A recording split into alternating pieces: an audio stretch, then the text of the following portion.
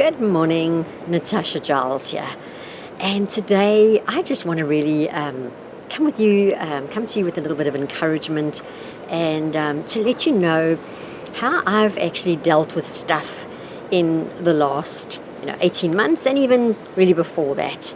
So 2020 was a hard year for everybody. With the pandemic, and stuff was happening in people's lives and is still happening in people's lives. But honestly, before 2020 hit, stuff was already happening in our lives. And so I just want to be a bit vulnerable this morning and just share with you and say, how have I got through stuff and how do I continue to just to stay strong and to stay focused. So really, back in 2018, many of you do know that my husband went through a life-threatening illness, and I'm thankful that he got through that. And yes, we were able to stand strong. 2019 came, and he was hit with another life-threatening illness. And again, I'm so thankful that we took positive steps and we overcame that. But, in all of that, there was a major shift that had to take place in our own personal lives. And there were days that it was really, really tough to kind of come to the realization that, hey, things have changed. But I'm so thankful because in the midst of it all, I had friends and family that I could turn to and chat with. We both did. And we were able to come through that. And then, of course, 2020 hit.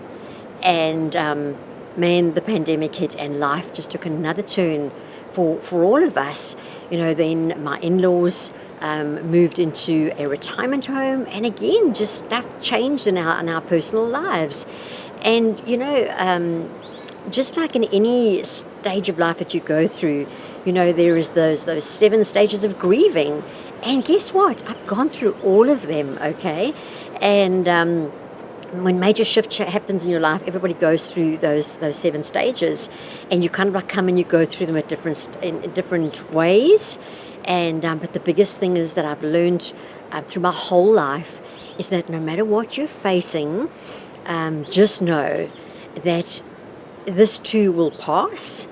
And as you go through this, who you're becoming in all of this is actually so important, and not to stay in that rut. And so I've been able to take the word and I've been able to, get through like that. But then, of course, in 2020, when we realized that things were not going to get any easier, my husband and I had to make another huge decision in our lives. And that was actually regarding our whole ministry. And, we've had an amazing ministry here in Mossel Bay where we've been able to host teams. We've done so many outreaches. We've had a beautiful facility to have our church operate from. And, of course, with the pandemic, now we had to look at finances. We're really taking another turn. But not only finances were taking another turn, but literally people's lives were being turned around because the regulations that were around churches and that just became so much more difficult to actually operate from. And then, of course, the regulations were that we couldn't even be going out. And we had to make a decision to actually close our church facility. And it wasn't just going to be closed for a short period of time. It was going to be closed permanently. And that was like oh my goodness me, what now? We'd already been doing things online, but when you realize that in actual fact, you're just going to have to close permanently from that perspective, and you've now got to look deep inside and say, well, is that where my identity lay? No, it did not lie in that. My husband had to look at those kind of things as well and say, well, that's not where our identity lies, okay? Our identity lies in being children of the Most High God. And so we closed that our facility, and we've been operating online. And man, it's been tough because we're not the most tech-savvy people out, okay? But we had to draw strength from God. We had to draw strength in knowing that, His word is going to get out regardless, and that we were going to make a difference in people's lives. It just might look different. And I really want to encourage you because, in every season of your life that you go through, things are either changing for the better or for the worse.